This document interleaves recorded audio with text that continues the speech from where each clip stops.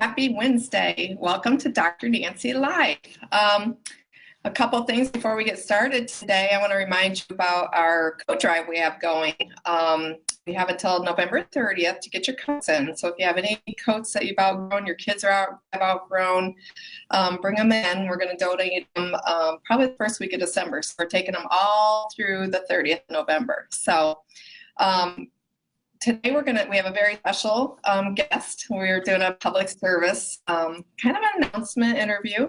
And we've asked Officer Jim from the Carmel Police Department to come talk to us about car safety. So I want to welcome Officer Jim. Thank you for taking your time to do this.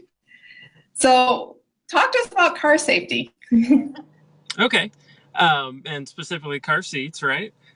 Yes, car seats and car, yeah. Yeah, I'm sorry, car seat safety. Thank you. So in Indiana, any child 8 years or under is required by law to be secured in a child restraint system per the manufacturer's instructions. And then between 8 and 16, they are required to be secured by a seatbelt or a child restraint system as well. And then obviously above 16, everyone is actually required to wear a seatbelt. So when let's start from the infants. So like where should they put the seatbelt, things like that, or the harness, where does that plastic thing, where does it supposed to lay? Sure. You know? So there are many different kinds of child restraint systems, and they can certainly be intimidating, and they don't really need to be that intimidating though. Once you actually, use it and understand it, it's really not that bad. So, but there are several different kinds of restraint systems. So you had mentioned, starting with infants, those would be rear facing.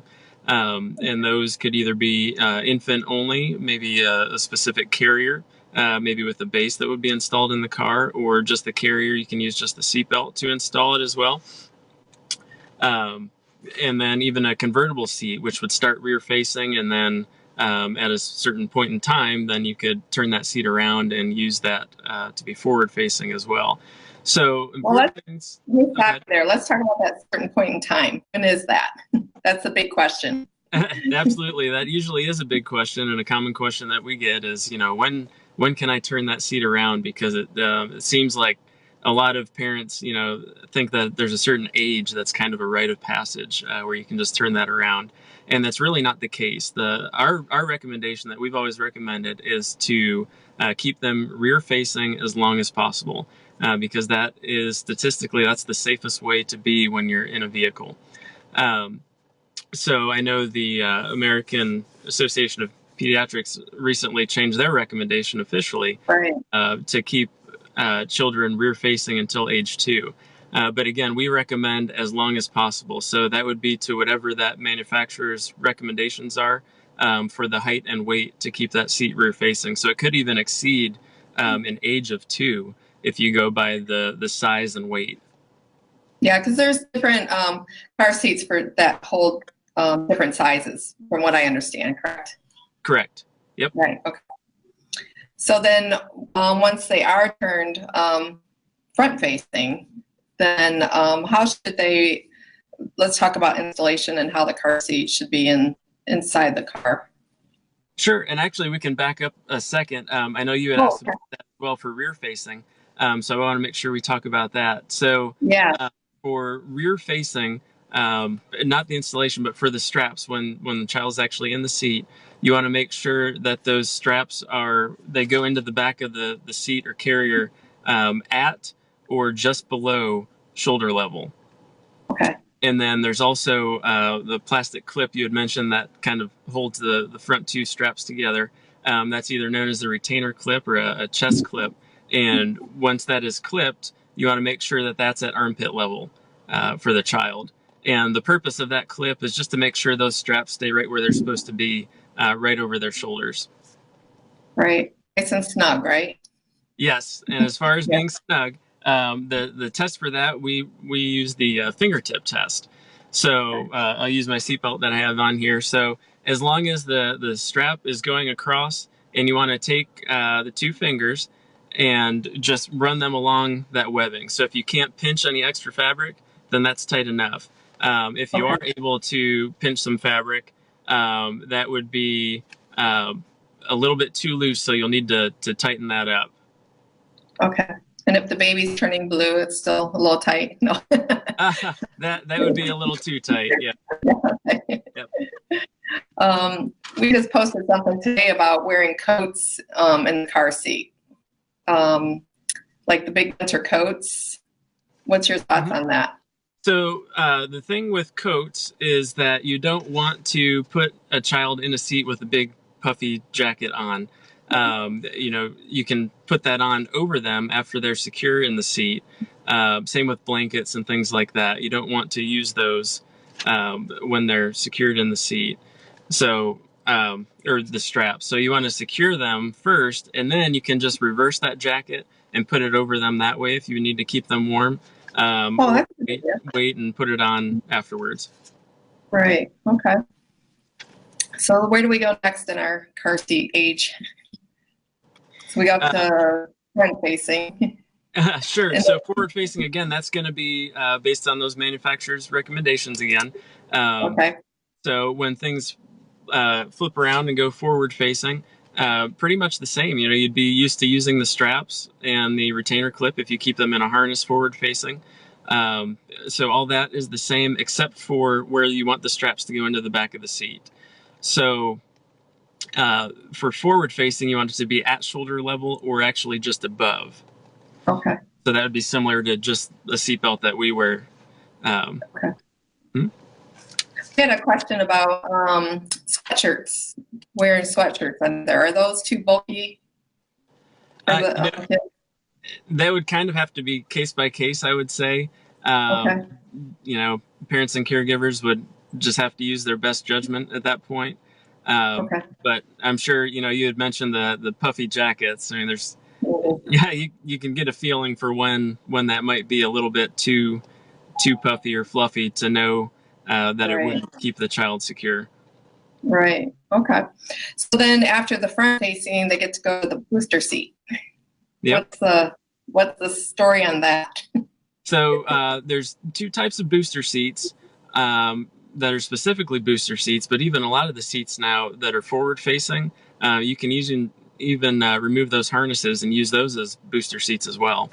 So booster seats, they're belt positioning boosters, are ones that have maybe a piece of plastic or something that can hold that seatbelt a little bit lower as it goes across their shoulder. Again, that keeps it right where it needs to be, right across the shoulder. So that's usually high back boosters or the seats, that can be forward facing or a booster seat as well. And then there's the regular booster as well that would just lift the child up a little bit higher. Again, just to get that placement where you want that seatbelt to go right over their shoulder. So if that just backless booster that they would just sit on and to lift them up like that, if that doesn't get them up high enough, there's usually another piece that's included with those that you can use as well, which attaches to that booster and then goes up and it hooks the seatbelt and gets it right where it needs to go as well. Okay. And then, so then what would you say the rules are for the booster seat, like the size, like how long do they have to stay in the booster seat? There are some booster seats now that are rated even up to over 100 pounds. So, wow. Again, it's really, not so much a certain weight or anything like that. When you get into a booster seat, it's really the height that is important because you need to make sure that seatbelt stays where it needs to be to keep them safe. So we have a short 16-year-old, like really short, but they still have to be in a booster seat. It doesn't matter the age, right?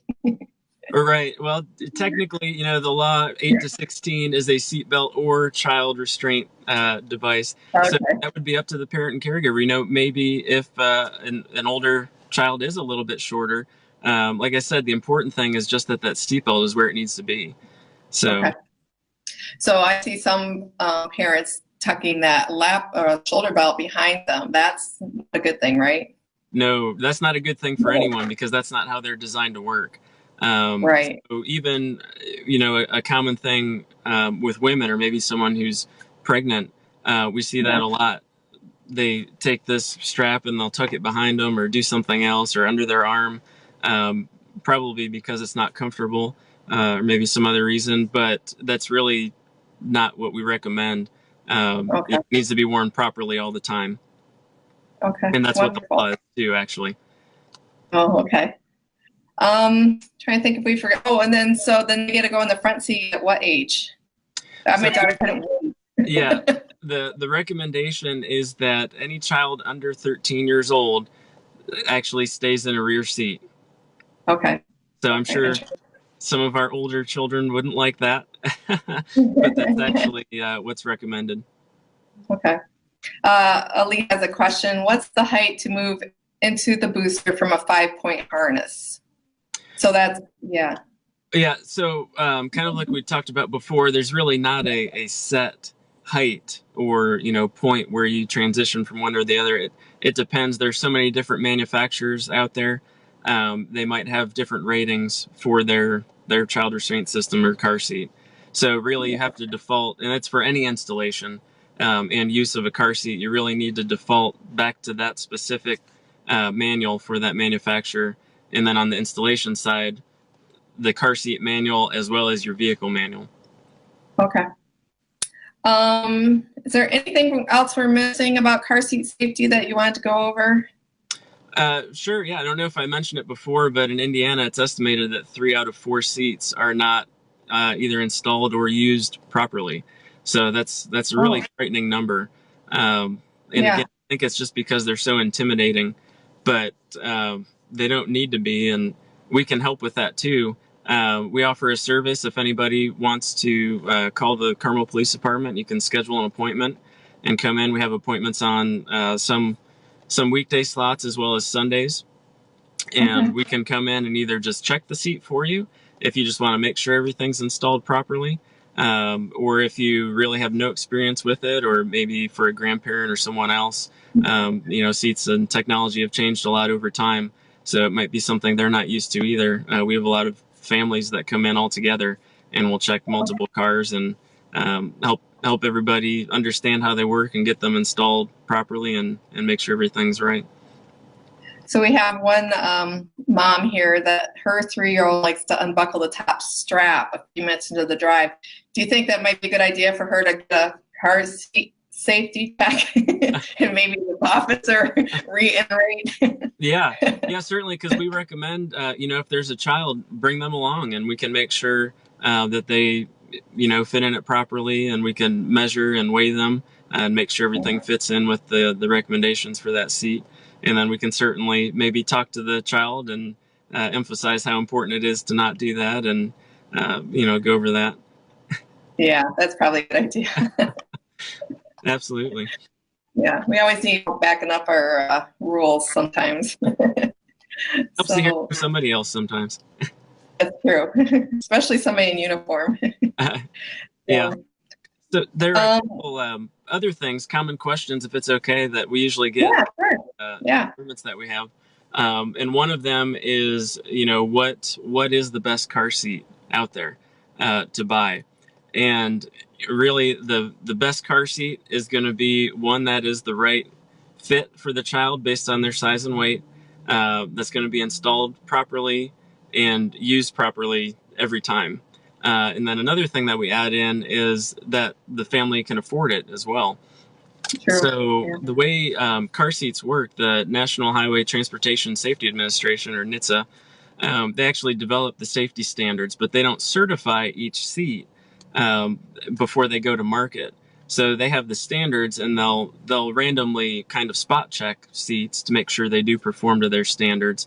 But every seat should perform to the same standard. Some manufacturers, advertise different, we'll say, bells and whistles and different features in them. But when it comes down to it, any car seat that's out there should perform to the same safety standard and during a collision. Okay. And then you really can't, it's not recommended that you buy a used car seat, right? Yeah, that's something else that I wanted to bring up too. So if if anyone would buy a used car seat, the most important thing is just that you know the history of it. So if maybe it's a family friend or another family member or someone that you trust, to know that it hasn't been involved in an accident, that it's been cared for properly, then that's a situation where it would be okay. But sometimes, maybe some of the Facebook marketplace groups or other means to buy a used car seat, if they're, if you can't be certain about the history of it, then we wouldn't recommend purchasing it and using it. Okay, we do have a question. Do all police departments check or fire departments? Or is it just police departments? Or is it just Carmel? Sure. So it actually depends. In Carmel, it's the police department that handles that, but across the state and other areas, it could be a police or fire department. So definitely, contact them, your local departments, and find out who does that. You could also do an internet search on there for car seat clinics or certified fitting stations. Okay. Anna wants to talk a little more about boosters, and let's talk about what height and weight are appropriate and not so much age for boosters. Okay. So generally, boosters would be maybe from age 4 and 40 pounds. But again, that's just a general age and height range, or age and weight range. So it just depends. Again, each system is different and might fit the child differently too. So I can't say for a set height and weight. Okay. Okay. Does anybody else have any questions on it? We have some viewers here that are asking questions, which is great. And then, do you have any other more frequently asked questions that you want to go over? Well, while you're fielding some questions there, I can talk about some of the other things that are important for installations. Okay. One of the things that if you would come into the police department that we would look at and kind of talk to you about is just placement wise in the car. That's good. The center of the car would be the safest, because that would be the furthest point from any side impact collision. But we also know you have to factor in convenience and other things, getting in and out of the car. If you have maybe an enclosed garage that your car is parked in, you just can't get that door open enough against the wall.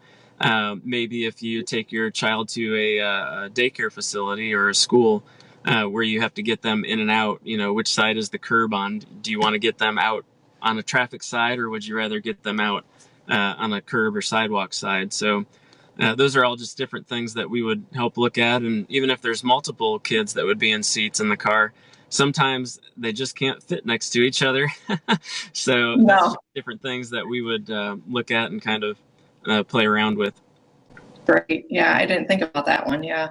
For installations still, a real common question that we get is the latch system versus seatbelt installation. So the latch system is the lower anchors and tethers for children, and those are the kind of the hooks that would come out the back of the seat and attach to the anchors that are attached to your car frame. And then the seatbelt installation, obviously you just use the seatbelt to install through the same path. So we call it a belt path, is where the seatbelt would go through, or kind of where those latch straps go through if it passes through there. And again, if things are installed properly, each would perform the same in the event of a collision. So latch or seatbelt one's not really better than the other. They should perform the same if it's installed correctly. The important thing with latch is there is kind of an upper weight limit on that. Again, I sound like a broken record, but you'll have to refer to the manual, because each system is different with that. If it's not specifically listed in those manuals, in the system manual or your car manual, then you assume that a combined weight of 65 pounds with the seat and the child would be the max weight limit for the latch system. Okay. So, Anna, that should answer your question, right? She was asking about that because she was asking if it's safe for the high back booster, the latch system. For latch, so yeah, there's some high back boosters that have latch, and the purpose of it in that aspect is just to keep the seat in the correct place. So that's not really used for the safety aspect of it. It's just to keep the seat there. The seat belt is really what would be used during a collision there. Okay. Great. So I saw another question pop up there about expiration dates or comment. Yeah, that was another thing that I wanted to hit on as well. Okay, great. So most systems do have an expiration date listed on them. Now, that's not necessarily to say that the plastic expires or goes bad. That might be part of it, but another part of it is to make sure that the seats and systems that are out there being used kind of conform to, recent safety standards. Obviously, they change over time. So, 8 years is kind of a general rule of thumb. If there's not one listed, then either 6 or 8 years would be what you would go by. But most systems now have that date on there, and they keep getting longer too as they make these seats to be able to be used longer. Oh, yeah, that's a lot different. I had my daughter 14 years ago, so this is all kind of foreign to me. Yeah. Another common question that we get too is disposal of the seats. What to do to get rid of it. So I'm going to make sure I talk about that too. So some stores have a drive or promotion, usually once, maybe twice a year, that if you bring in an old seat that is not being used anymore, you can turn that in. Maybe it's expired even. You can turn that in and get a coupon for a percentage off of a new purchase. So that's a good route to go. And if that's not going on at the time and you still want to get rid of that seat, you can always contact your trash service and find out if they would take it to recycle. There were some recycle centers in the area that used to take them and would recycle them. But unfortunately, it seems like that's not really an option a lot anymore. So sometimes you just have to dispose of it in your regular trash. You would send it out. What we would recommend if you do that and the seat isn't good anymore, maybe it's expired or involved in an accident, just cut the straps on it so that maybe if somebody else sees it, they don't take it to try to use it. That's a good idea. Yeah, Jenny says Target does the buyback a lot regularly. Yep. So, yeah. Okay. We don't want to promote any one certain store, but that certainly is one of the more popular ones that we know of. Okay. That's good to know. Thanks, Jenny. Well, thank you so much. I appreciate you coming on and offering car seat safety tips for us. Any one last thing you want us to leave with? No, I don't think so. Like I said, if you have any questions, anybody at all, if you live or work in Carmel or just in the area and you want to take advantage of that service that we offer to have your seat inspected or just want to talk about it in general, please do that. If you want to schedule that, you can call our regular administration number for the police department. That's 317-571-2500. And you can also go to our webpage. That's carmelpd.com. And then we're also out there on Facebook and Twitter as well. In Twitter, we're at Carmel_police. And Facebook, I think it's just facebook.com/CarmelPD or at CarmelPD. Okay. Wonderful.